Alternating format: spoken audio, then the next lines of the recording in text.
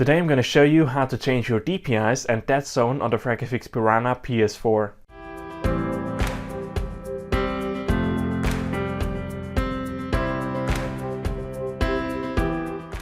Hey guys, and welcome back to the next part of this tutorial series. Today we're going to cover DPI and Deadzone changes on the FragFX Piranha. These changes are actually quite easy to do, but I'm going to show you how. Consider subscribing if you're new to this channel to learn more about this and other products of Splitfish Gameware. And now without further ado, let's jump into this video. So I'm going to start this video with the DPIs. You can adjust your DPIs on the chuck wheel. This might sound a bit complicated, but it's actually not.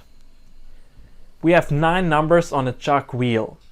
Number 1 is 300 DPIs. Number 9 is 3500 DPIs.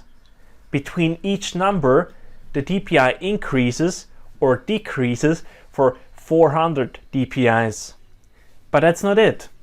We have 128 steps of DPIs within these 9 numbers in total. That means the 400 DPIs between each number are divided by another 16 steps of DPIs. Why do I tell you this? It sounds complicated, doesn't it? But it's actually quite easy.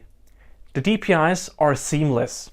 You will find your very own perfect DPI settings for each game by just playing the game. But you still have the guideline, as I mentioned earlier, number 1, 300 DPI, number 2, 700 DPIs, number 3, 1100 DPIs, and so on. But you will find your very own perfect DPI settings intuitive. It's up to you.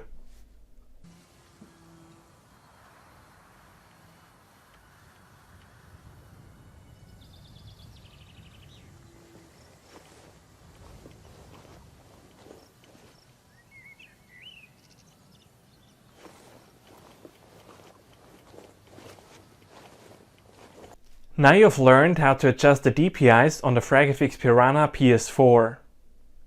On a side note, as you will learn in a coming tutorial video, the FragFX Piranha allows you to save up to 10 profiles to make it easier for you to save your controller settings for various games.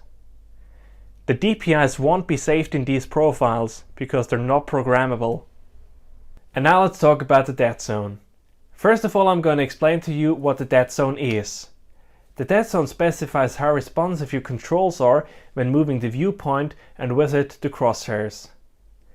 With a small Deadzone, the crosshairs will move immediately when you move your mouse. A larger Deadzone requires you to move the mouse farther from its point of rest in order to move the crosshairs on your screen. Now we have learned what the Deadzone is. The next thing I'm going to show you is how to adjust the Deadzone on your FragFX Piranha PS4.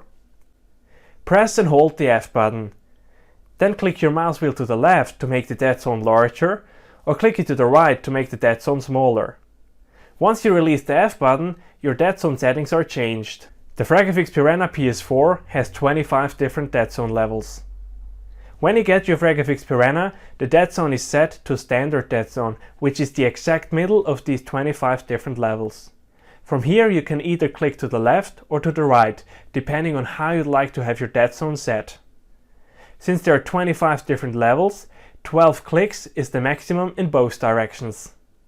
When you click to the left to make the Deadzone larger, the LED light turns red. When you click to the right to make it smaller, the LED light turns green. When you stay in the middle, the LED light shines blue. The farther you move away from the middle, no matter in which direction, the faster the LED light starts to blink. In case you're not sure how many times you clicked left or right, go back to the middle where the LED light shines blue and start again. Although we have recommended game settings on our website, you'll find your own perfect Deadzone settings very intuitive.